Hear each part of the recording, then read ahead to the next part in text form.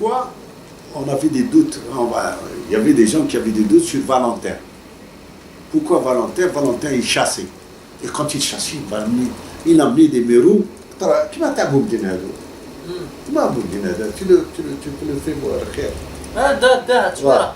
Alors, Valentin, il y avait une certaine médisance sur lui, comme quoi il chassait avec la bouteille. Et à l'époque, c'était interdit, jusqu'à maintenant, c'est interdit de chasser en bouteille. Et un jour, il se présente à moi, au niveau du bureau.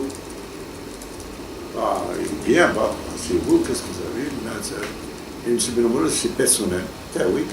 Et voilà, on dit même, c'est arrivé jusqu'à vous, comme quoi je fais de la chasse sous-marine avec une bouteille. Avec une bouteille d'air.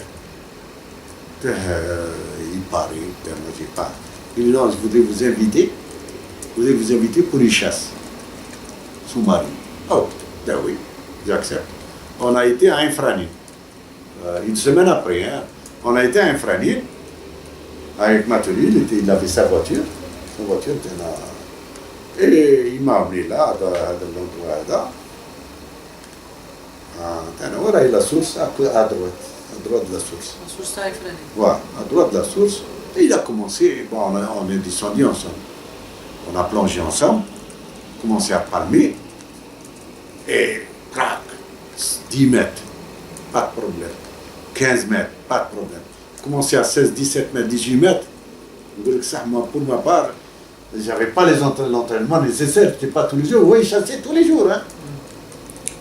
Et j'ai laissé, et je suis revenu au bord pour l'attendre. Je l'ai attendu. Et voilà qu'il revient une heure après. Il avait un mérou, 3 sars ou 4 comme ça, un kong. Un paniaque. Il est là, M. Benamoro, vous voyez, je ne fais pas ça en plongée. Un mérou, il avait un mérou de 7 kilos. 6 7 kilos. D'ailleurs, il me l'a fait cadeau. Mais il dit, on va laisser le poisson, mais on va aller ensemble voir une encre romaine. Une encre romaine? Oui. Vraiment, je ne l'ai pas cru. Mais à peine à 30 mètres du bord, il a commencé à chercher ses repères. Et il descend, il me montre un rocher. Comme ça sortait, il y avait plusieurs rochers, et ce rocher sortait bizarrement. Putain, je vois rien, il est remonté. Vous avez vu? Comment vous n'avez pas vu de reconnaître? Il est descendu avec son poignard. Il a saigné, comme on dit. Wallah, avec le brillant, c'était une encre en blanc. Ce plan-là était brillant. Il a fait comme un reflet, comme un flash. Mais c'est un cas.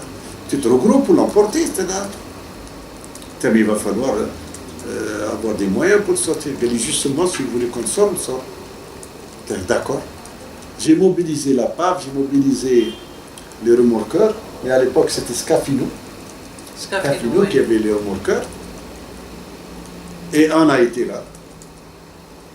Scafino, oui, ensemble.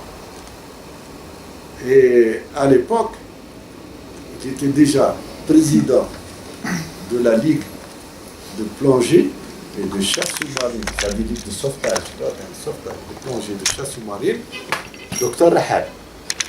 Rahal Mohamed. Après ça, on a été, il y avait, on a apporté des bouteilles peut-être pour pouvoir là, mais nous on était sans bouteille. Je crois qu'il y avait Gomez. Et on amène à cet endroit-là, Valentin descend, on voit l'endroit, il y avait un remorqueur, on a lingué on a dégagé quelques pierres, grosses pierres de la khiré. On a sorti une encre romaine, je vois qu'elle a une longue de 2 mètres, plus de 2 mètres, elle fait plus de 100 kilos, la seule entière en Afrique du Nord. Elle est exposée actuellement au musée d'Oran. On a fait tout un tintamarre, j'ai pris le rachis, j'ai pris la PC, et j'ai remis avec Valentin cette encre. Mais si vous allez au musée, Vous le Vous allez retrouvez. créer. Des dons de M. Benabora. Je vous dirai pourquoi ça.